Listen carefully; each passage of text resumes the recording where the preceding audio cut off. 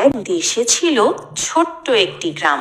সেই গ্রামে থাকতো মিনু নামের এক হাসি খুশি বাচ্চা। মিনুর সবচেয়ে প্রিয় দিন ছিল নতুন বছরের দিন। নতুন বছরের আগের রাতে মিনু দেখলো আকাশের তারাগুলো একটু বেশি ঝিকমিক করছে। হঠাৎ সে শুনতে পেল টিং টিং টিং।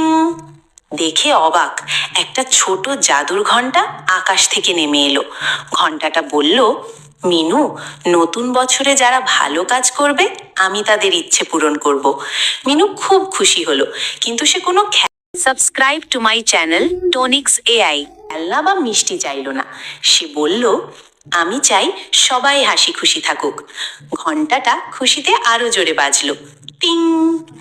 পরের দিন গ্রামে সবাই দেখলো সবাই একে অপরের সঙ্গে ভালো ব্যবহার করছে, কেউ ঝগড়া করছে না, সবাই হাসছে।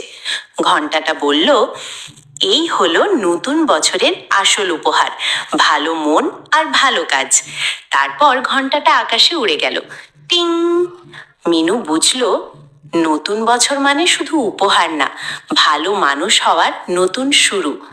শিক্ষা, নতুন বছরে আমরা যদি ভালো কাজ করি সবার জীবন সুন্দর হয়। Subscribe to my channel Tonix AI.